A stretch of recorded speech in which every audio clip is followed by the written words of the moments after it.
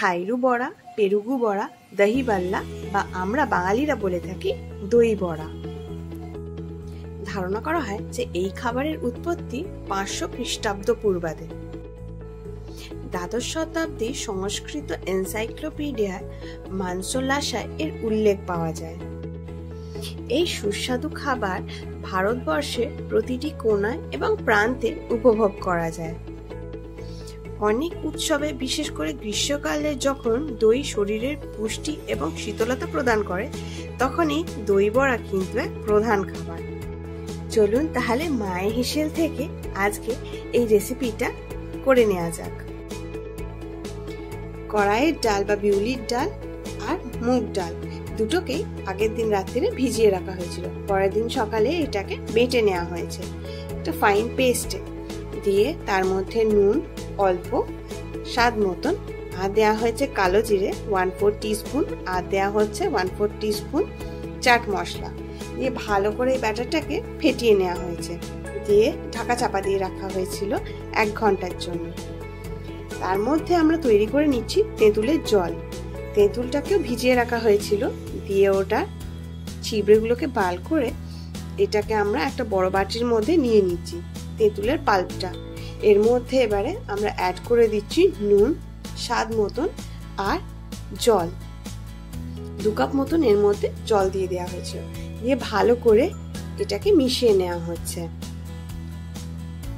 চলুন তাহলে আমরা এবারে বড়াগুলো ভাজতে শুরু করে দিই। আমরা ডিপ ফ্রাই করব, তাই কিন্তু তেল একটু বেশি লেগেছে।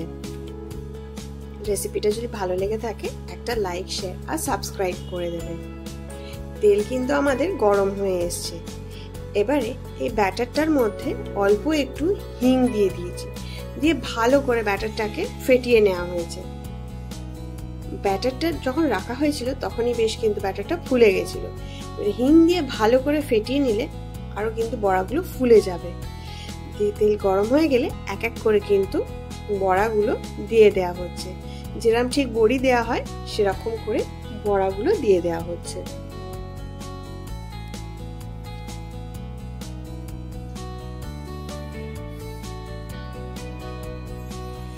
এক এক করে মোটামুটি সব বড়াই দিয়ে দেওয়া হলো, যতটা জায়গা ছিল দিয়ে এবারে কড়ার হ্যান্ডেল দুটো ধরে একটু ভালো করে তেলটা বড়াগুলোর ওপর অবধি ঘুরিয়ে নেওয়া হচ্ছে, যাতে বড়ার ওপর অবধি কিন্তু গরম তেলটা চলে আসে।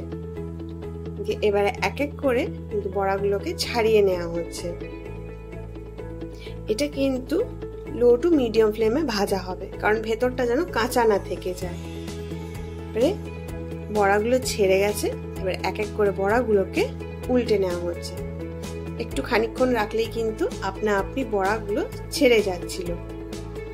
সবকটাই কিন্তু উল্টে পাল্টে দেওয়া হয়েছিল। দেখুন বড়াগুলো কিন্তু বেশ ফুলে এসছে, বেশ গোল গোল হয়ে ফুলে গেছে বড়াগুলো। ভালো করে মিডিয়াম ফ্লেমে রেখে উল্টে পাল্টে কিন্তু ভেজে নিতে হবে এগুলোকে।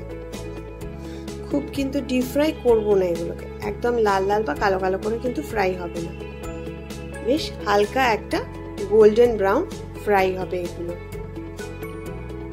কন্টিনিউয়াস একটু নেড়ে যেতে হবে, নাহলে কিন্তু বড়াগুলো চারিদিক দিয়ে কিন্তু ফ্রাই হবে না।